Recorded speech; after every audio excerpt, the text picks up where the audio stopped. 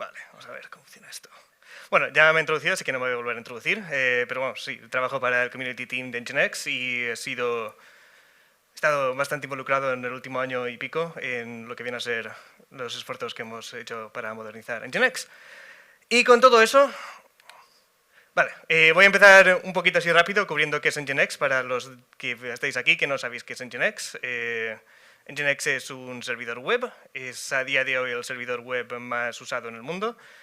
Se creó en el 2004, lleva unos 21 años, cumplirá 21 años el mes que viene.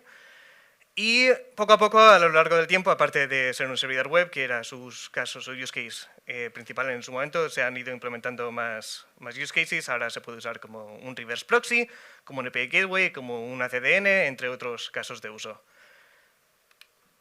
Y bueno, hace un año, cuando se cumplió 20 años, publicamos un blog post sobre los primeros 20 años de Nginx, la historia y tal, pero en el fondo estaba empezando ¿cómo decirlo?, a notarse que ya llevaban 2 décadas el software y que no habíamos hecho mucho en lo que venía a ser actualizarlo al ecosistema open source de hoy en día, por ejemplo, estar en GitHub y demás. Y de hecho, una de las primeras cosas que nos dimos cuenta, en el fondo, es que todavía usábamos Mercurial como sistema de control de código. Y para todos los proyectos de Nginx Core, que es como lo llamamos internamente, que viene a ser el servidor web Nginx Open Source, y los módulos dinámicos que mantenemos alrededor de Nginx, como puede ser Nginx JavaScript, que es un engine que te permite usar JavaScript para extender Nginx. Otro de los problemas que identificamos era que a día de, bueno, hace un año todavía usábamos el mailing list clásico que todavía se usa, por ejemplo, para ciertas cosas como Linux o Git de por sí en el fondo, para enviar parches, reportar bugs, hablar con los desarrolladores, y esto tenía ciertos problemas, especialmente a la hora de hacer reviews para los parches que enviaba la gente, y también a la hora de hablar con los desarrolladores. Los mails llegaban, pero nunca se sabía cuándo un desarrollador iba a contestar a algo, o analizar si un bug existía de verdad o no, y así con muchas otras cosas. Y también teníamos otro problema, que es que teníamos 2 organizaciones en GitHub, todavía las tenemos, esto es algo que estamos trabajando en ese momento. La organización de Nginx, que es donde estaban estaban mirrors de los proyectos que teníamos en Mercurial, pero no tocábamos nada más, no se hacía nada más. Si alguien abría un issue o un PR a uno de esos mirrors, básicamente es como si no existiera, se ignoraba. Y luego teníamos una organización llamada Nginx Inc., que todavía existe, que es lo que usábamos para desarrollar proyectos para desarrollar proyectos en GitHub, como podría ser nuestros esfuerzos en el ecosistema de Kubernetes, imágenes de Docker y así con muchos otros proyectos. Y luego teníamos otro problema que estamos empezando a mejorar poco a poco, que es que desarrollábamos muy pocas nuevas funcionalidades demandadas por la comunidad. Teníamos criterios muy altos para hacer un PR, y además de eso solíamos decir que no a muchas demandas de la comunidad porque según los desarrolladores pues no eran funcionalidades que realmente hacían falta que Nginx tuviera, lo cual obviamente a la comunidad no le sentaba demasiado bien. Y ya con ese feedback, con ese contexto, pues ahora os voy a comentar un poquito lo que hemos estado haciendo este último año, y lo voy a dividir en 2 partes. Una de ellas es las cosas que estamos haciendo dentro del mundo de GitHub y de nuestra comunidad para mejorar cómo hablamos con la comunidad, y luego tocar un poco sobre algunas funcionalidades que finalmente estamos empezando a implementar, que son funcionalidades que la comunidad ha ido pidiendo poco a poco. Vamos a empezar por la parte de GitHub, que es la más open source, por así decirlo, puramente open source, que se puede aplicar a cualquier proyecto open source. Vale, la primera cosa que hemos hecho es migrar Mercurial a GitHub. Antes nuestro single source of truth estaba en Mercurial. Como comentaba antes, en GitHub era todo un mirror y cualquier cosa que se hiciera a través de GitHub, de vez en cuando alguien lo chequeaba, pero a la hora de la verdad pues se ignoraba bastante. Ahora lo hemos cambiado y nuestro single source of truth para todos los proyectos de Nginx y todo lo que hace Nginx de por sí está en GitHub. Mercurial lo seguimos teniendo como mirror y seguirá siendo un mirror para siempre, hasta donde yo sé, debido a que sí que sigue habiendo bastante gente que lo usa y ya está forma parte de los pipelines, no queremos romper nada. Pero ahora cualquier cosa va a través de GitHub. Otra cosa que hemos hecho, que justo os he enviado hoy el anuncio, si estáis suscritos a los mailing lists de Nginx, es anunciar que vamos a cerrar los mailing lists y no sé, me acuerdo exactamente es a final de este mes o a final del que viene, vamos a migrar, estamos viendo que todas las conversaciones que antes se hicieran a través del mailing list, o si quiere alguien hablar con algún desarrollador, que lo haga a través de un foro que hemos abierto, que lo abrimos en febrero, si no recuerdo mal, y así fomentar más la visibilidad de las conversaciones que se tienen, hacerlo a través de un mecanismo de foro en vez de emails, es un poco más fácil de explorar y de usar como un usuario normal que tener que enviar un mail al mailing list y ver cuando te responden. Y aparte de que el mailing list ya no lo vamos a usar solamente para parches tampoco, porque ahora ya tenemos GitHub, los parches pueden venir como un PR normal, funciona todo bastante mejor. Otra cosa que estamos haciendo poco a poco es consolidar las organizaciones de GitHub para unificar nuestra presencia en GitHub. Tenemos la organización principal de Nginx, que ahora que ya no contiene mirrors, se está convirtiendo en la que usamos de facto. Y luego la organización que creamos en su momento, cuando Nginx Inc. se convirtió en empresa, Nginx Inc., estamos poco a poco migrando todos los proyectos que teníamos ahí, que son proyectos que queremos seguir desarrollando, a la organización principal de Nginx. Y la organización de Nginx Inc. se quedará ahí para proof of concepts, demos, playgrounds que hacemos internos, pero ningún proyecto que vayamos a desarrollar en el futuro estará en ese repositorio, en esa organización. Y luego otra cosa que hemos hecho y que estamos poco a poco implementando a través de proyectos que ya existían y sí que la estamos implementando en cualquier proyecto nuevo, es la creación de un código de buenas prácticas open source. ¿Qué quiere decir esto? Quiere decir que cualquier proyecto nuevo que se cree dentro de Nginx y poco a poco cualquier proyecto que tengamos dentro de la organización de Nginx va a tener que adherir a una serie de códigos y de ficheros que tienen que estar ahí, sí o sí, pase lo que pase, para asegurarse que la gente tiene un cierto nivel de mecanismos de interacción estándares, bueno, ciertos niveles de estándares como interaccionan con nuestros repositorios y asegurarse que tenemos ciertos ficheros también como templates, puede ser o issue forms, puestos para que la comunidad pueda interaccionar con nuestros repositorios de forma más fácil. Voy a hablar un poquito más de estos. Una de las primeras cosas que hemos puesto en todos nuestros proyectos es el Open Source Security Foundation Scorecard. Esto es un scorecard es una acción de GitHub desarrollada por el Open Source Security Foundation, que lo que hace es que una vez que funciona o se hace el GitHub Workflow, te produce un scorecard, bueno, una plantilla, como veis aquí, en la que te da ciertas calificaciones de seguridad, dependiendo de distintos aspectos de seguridad de tu repositorio. Por ejemplo, te avisa si tienes algún workflow en GitHub que puede tener algún peligro, te dice cómo poder solucionarlo, también te da notas en base a ciertas best practices que puede haber en GitHub. Por ejemplo, el code review de este repositorio tiene un 5 porque los code reviews solo los hace una persona en vez de 2, que es el estándar recomendado, y así con muchas otras cosas que veis aquí, como puede ser el branch protection, asegurarse de que los tokens no tienen permisos demasiado abiertos o que no hay CVEs abiertas en ese momento para ese proyecto. Relacionado con eso, hemos establecido ciertos estándares de seguridad. Cualquier proyecto ahora tiene que tener estos estándares. Esto también es importante decir que es la base. Dependiendo del proyecto puede haber más detalles de seguridad, pero cualquier proyecto tiene que tener, por ejemplo, este plot que se ve aquí, que es que si encuentras un CVE, pues que te pongas en contacto con el grupo de seguridad de F5 y lo reportes a través de ahí. Y que, obviamente, te recomendamos que uses la última versión del proyecto porque es la versión más actualizada y si ha habido algún problema, pues será la versión que no esté arreglado. Otra cosa que hemos hecho es poner estándares de soporte para intentar redirigir la comunidad al mejor sitio disponible para poder solucionar sus problemas. Por ejemplo, si tienes un problema relacionado con troubleshooting, que no es un problema del código de por sí, simplemente no sabes cómo usar algo, pues te recomendamos que vayas al al foro que hemos abierto hace poco. Si tienes alguna pregunta sobre cómo hacer X o Y y es una pregunta más relacionada a cómo usar alguna directiva o algún parámetro, te enviamos a la documentación. Si, por ejemplo, es un proyecto que ofrece soporte comercial, que hay alguno que otro, también te decimos dónde pedir soporte comercial, si es algo que te pudiera interesar.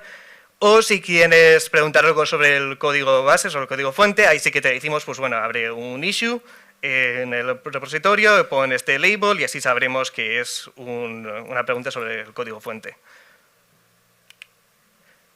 Relacionado con esto también, estándares de contribución para asegurarse que cualquier persona que abra o que quiera interaccionar con los repositorios, sea sugiriendo una nueva funcionalidad o abriendo un PR, pues sepa exactamente qué es lo que tiene que hacer para interaccionar con el repositorio y para que tenga más probabilidades de que su PR se acepte.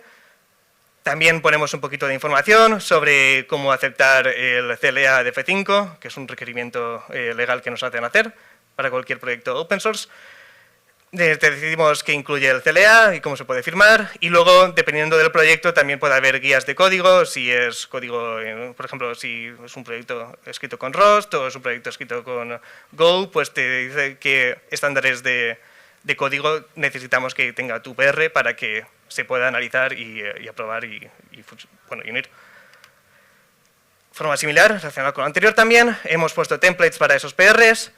En estos templates lo que intentamos hacer es que cualquier usuario que abra un PR chequee todas estas cosas, porque así tienen más probabilidades de que se acepte su PR. Una de las cosas principales, por ejemplo, es que si desarrollas una nueva funcionalidad, tienes que añadir test para la nueva funcionalidad, porque si no, quién sabe si funciona o no. Otra cosa es que si has arreglado un bug, también que pongas test para asegurarte de que has arreglado el bug. Si has tocado algo que tenga que ver con alguna directiva o algún parámetro, asegúrate que has cambiado la documentación o la has actualizado, porque si no, nadie se va a dar cuenta de que realmente has cambiado algo y va a causar que los usuarios no puedan usar bien ese cambio que has hecho. Y luego, por último, también importante, que hayas firmado el CLA, porque si no, no podemos aceptar la contribución. También, para la hora de reportar issues o intentar hacer un feature request, hemos empezado a usar issue forms, que es una funcionalidad de GitHub que lleva en beta unos cuantos años, la verdad, a ver si algún día la sacan ya en GA. Pero lo que hace esto es que hacer un formulario ya no es un template, ya no es Markdown, hacer un formulario te obliga a rellenar las distintas casillas. Esto es bastante útil porque a la hora de la verdad la gente no usa los templates. Ve que te dice hacer X, Y, Z y dice, bueno, no voy a hacer nada porque nadie me obliga a hacer nada, no chequeo nada, lo abro y ya está. A la hora de usar un formulario, pues tienes que rellenar las casillas sí o sí. Eso significa que si quieres reportar un bug, sí o sí vas a tener que poner cuál es el bug, obviamente, qué es lo que tendría que haber sucedido y cómo se puede reproducir, qué versión del proyecto estabas usando, en qué ecosistema estabas usando el proyecto y así. Y lo ideal es que con toda esta información, si la das bien detallada, pues alguien del equipo lo pueda reproducir y confirmar si es un bug, qué nivel de importancia tiene el bug, y quizás si no es un bug, pues ayudarte a solucionar tu problema. También hemos puesto un código de conducta. Este código de conducta está adaptado del Contributor Covenant, que es uno de los estándares de código de conducta. Código de conducta, hay mucha gente que quizás piense que no es necesario, y es verdad que en el día a día no suele ser necesario, pero de vez en cuando siempre hay algún mal actor, algún mal usuario que por decirlo de una forma, se pasa de la raya o hace algún comentario desafortunado que no tendría que haber hecho, o incluso alguna discusión sobre si habría que implementar un feature o no, sube de nivel, sube de tono y la gente se calienta. Y si no tienes un código de conducta es muy difícil de luego hacer algo cuando eso ocurre. Si tienes un código de conducta, pues puedes dirigirte al código de conducta y banear a esos usuarios de tu proyecto y decir, bueno, no has seguido nuestro código de conducta, que está aquí, así que tristemente pues te tenemos que banear. Luego también hemos automatizado nuestro CLA, que esto es una de las cosas más y mejoran, por decirlo de alguna forma, la experiencia del usuario, porque tienen que firmar el CLA de nuevo. Porque históricamente para firmar el CLA había que descargarse un PDF, había que firmarlo, había que escanearlo, había que enviárselo al equipo legal de F5, el equipo legal de F5 tenía que llegar a ese email en su backlog, tenía que aprobarlo, luego responder al usuario, decirle que lo había aprobado. Esto llevaba días, si no semanas, y para cualquier usuario normal, al menos yo me incluiría en esa categoría, es algo que no haría nunca. Especialmente si ya estoy ofreciendo mi tiempo libre o mi esfuerzo para contribuir a un proyecto que en el fondo es parte de una empresa. Y lo que hemos hecho a través de esta acción que hemos implementado es que ahora cuando abres un PR, viene un bot, el bot te viene a ver si tu usuario ha firmado el CLA o no, y si lo ha firmado, no pasa nada, se puede fusionar ese PR sin problema. Si no lo has firmado, pues te da un texto que se ve ahí, I have hereby read the F5 CLA and agreed to its terms, el usuario lo pone y una vez que lo pone se lo registra como que el usuario ha aprobado o ha firmado, entre comillas, el CLA y a partir de ahí ese usuario queda registrado para cualquier proyecto que quiera, en el que quiera abrir un PR dentro de F5. Y luego lo último, la forma en la que estamos haciendo que todo esto se use en fuerte, por decirlo de alguna manera, a través de toda la organización de Nginx y poco a poco en todo F5, es el objetivo, es que hemos creado un repositorio plantilla. Repositorios plantilla es una utilidad o una funcionalidad de GitHub que lleva un par de años, si no me equivoco, y lo que hace es que puedas crear un repositorio y luego cualquier persona que vaya a crear otro repositorio le da ahí arriba a la derecha el botoncito este que pone Use this template y crea un nuevo repositorio usando el repositorio de plantilla como base. Y aquí lo que hemos hecho es poner todos estos ficheros de los que he hablado ahora dentro de un repositorio de plantilla y cualquier proyecto nuevo que se vaya a crear dentro de la organización, pues obligamos a que lo creen a través de este repositorio de plantilla. Siempre que vaya a ser un proyecto público, si es un proyecto interno o privado, pues tampoco hace falta seguir estos parámetros porque en el fondo se supone que no va a interaccionar con la comunidad. Vale, y ahora hablando de la parte más de Nginx específica, final y parte de algunas de las nuevas funcionalidades que hemos empezado a implementar, que demandaba la comunidad y que históricamente siempre habíamos dicho que no, por una razón o por otra. Vamos a empezar por el protocolo ACME. Esto es algo que, por decirlo de alguna manera, es parecido a Certbot, es una forma de usar Let's Encrypt o otros proveedores para poder usar o para poder tener SSL automático y pedirlo y renovarlo automáticamente dentro de Nginx. Y históricamente siempre habíamos dicho que no, porque era una funcionalidad que realmente no tenía mucho sentido, atarlo a un servidor web necesariamente, cuando había otras herramientas y no formaba parte dentro del workflow, por decirlo así, que podría ser workflow puro de tener un servidor web o un proxy. Lo que hemos hecho, en vez de implementarlo, de hecho, nativamente en Nginx, es crear un módulo y lo hemos usado usando Rust, usando unos bindings de Rust que hemos desarrollado hace poco. Y en parte también es importante porque es el primer módulo que escribimos en Rust.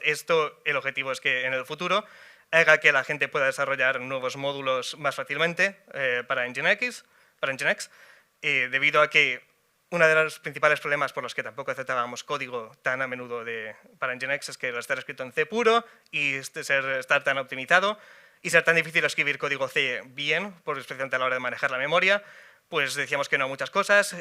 Usando Rust te libras en parte del problema de la memoria, ya que es memory safe, y con eso es más fácil que puedas desarrollar nuevos módulos y que esos módulos se adapten a los criterios de Nginx.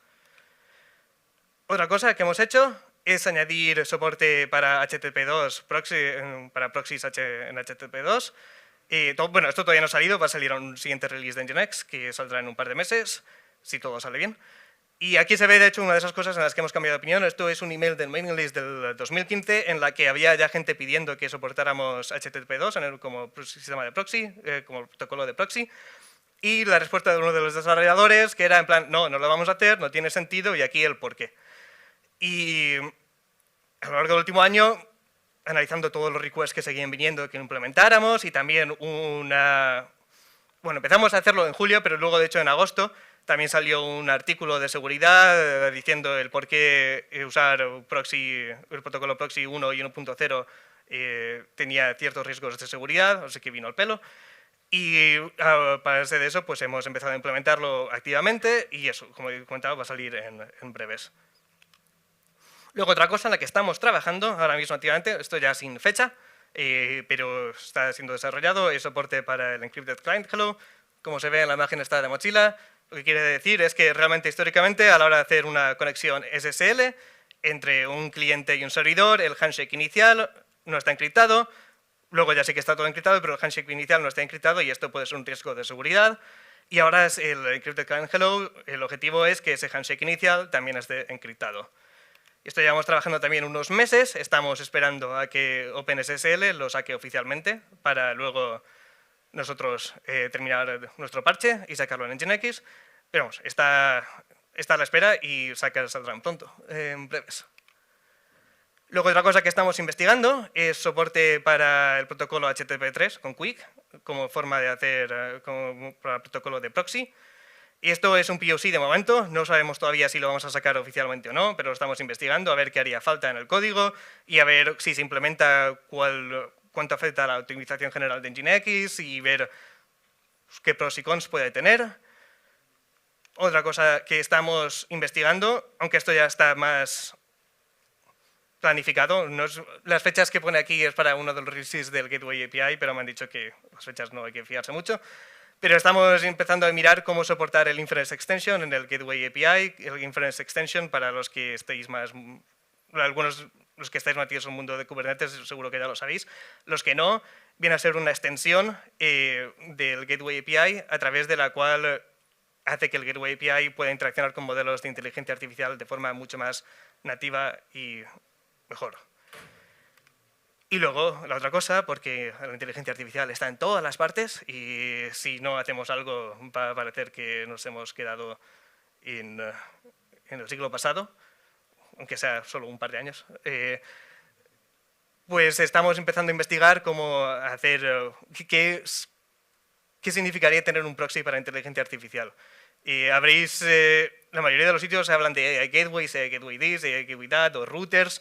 Nosotros estamos intentando ver, sin llegar al nivel de un gateway, qué sería de por sí un proxy específico para inteligencia artificial y cómo podemos incorporar eso en Nginx. De hecho, sacamos un blog hace un par de días y también está el demo este de aquí, que tiene unos pequeños POCs, unos pequeños demos para un poco de código usando Nginx JavaScript, para ver cómo funciona a la hora de la verdad esta implementación y ver qué problemas puede tener. También está todo muy abierto, todo muy así, como he dicho, en fase de investigación, pero lo hemos publicado aquí de momento para ver qué dice la gente, qué dice la comunidad, si le importa a alguien, si no le importa a nadie, si seguimos por esta rama o no, o si no tocamos tanto la inteligencia artificial, aunque algo haremos, porque, como he dicho, es de lo que se habla hoy en día, no hay otra cosa. Y con eso, hasta ahí mi charla, y justo con un poquito de tiempo de sobra. Si usáis Nginx, o si no lo usáis y queréis empezar a usarlo, o si lo usáis y tenéis dudas sobre esta charla, o dudas en general de Nginx, os recomiendo que os unáis al foro, porque a día de hoy, como he comentado, va a ser el método principal de interacción. El mailing list a día va a dejar de existir en breves, y lo que vienen a ser los proyectos de Kirop los queremos hacer para que sean muy específicos, las discusiones en GitHub, que sean muy específicas a preguntas sobre el código fuente, no sobre cómo usar tal proyecto o preguntas generales sobre qué va a hacer Nginx en el futuro, o llámalo X. Así que este es el sitio para tener estas conversaciones. Y con eso, si alguien tiene alguna pregunta, duda, sugerencia, aquí estoy. Buenísimo. A ver. Bueno, fuerte el aplauso. Ahí está.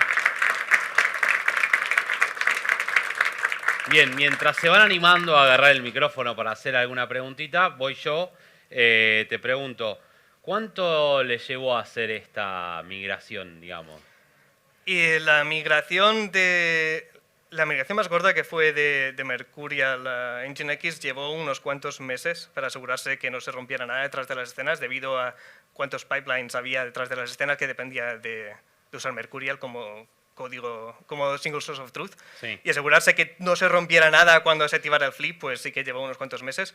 El resto de los proyectos, por ejemplo, que estamos migrando de una organización a otra, eso llevamos ya un año y pico y no hemos acabado. Es un proceso muy lento, porque además hay que asegurarse de que la gente que desarrolla el proyecto esté informada de los cambios, asegurarse que tampoco se rompa ningún pipeline al cambiar organización, y así que es un proceso muy gradual. Bien, y te hago otra pregunta, digamos, porque ustedes arrancaron en Mercurial, sí, en el momento en que estaba un poco la puja entre Git y Mercurial. Sí. Digamos, estoy hablando de prehistoria para algunos. Se quedaron en Mercurial, ganó Git, digamos, la pulseada, sí. Y después apareció GitHub. ¿Por qué tardaron tanto en tomar esa decisión? No te sabría decir los detalles específicos, porque yo tenía 10 años cuando se creó Nginx y empezaron en Mercurial, o sea, no estaba muy en este mundo, la verdad.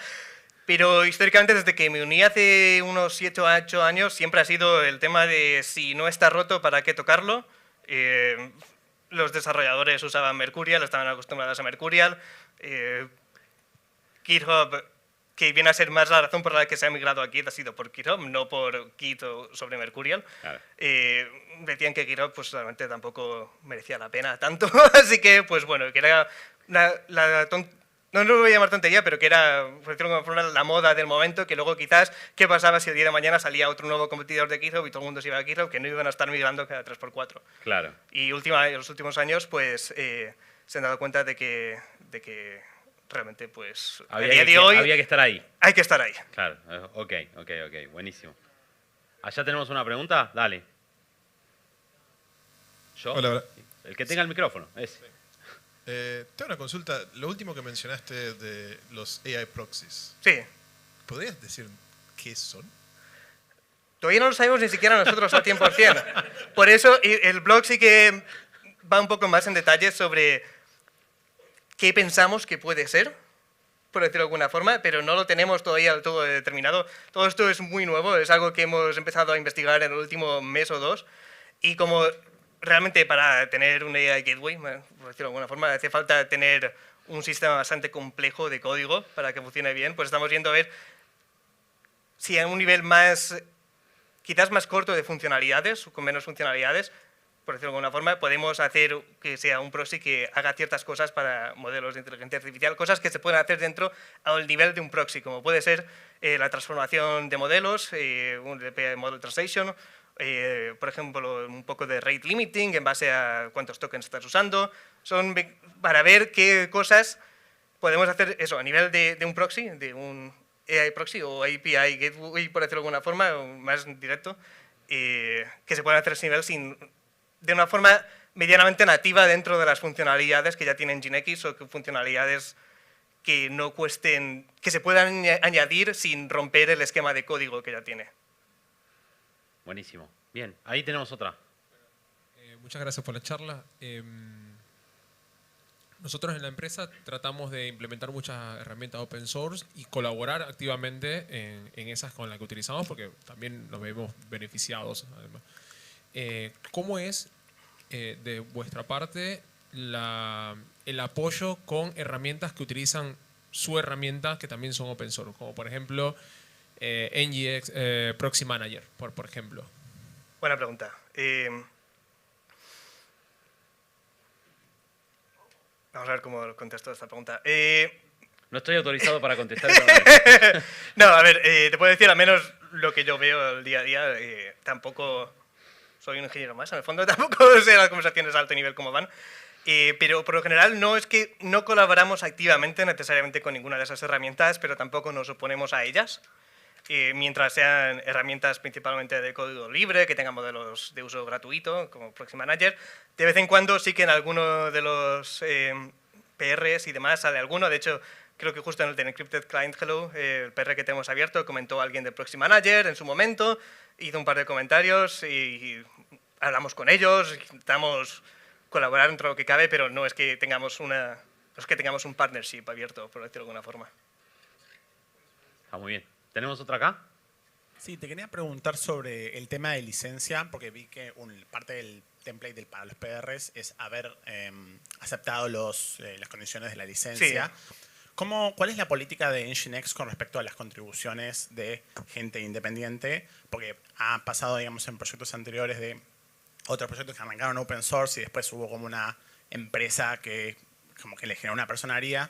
Como que el tema de licencia suele ser conflictivo con las contribuciones de los individuos. O sea, perdón, para resumir la pregunta.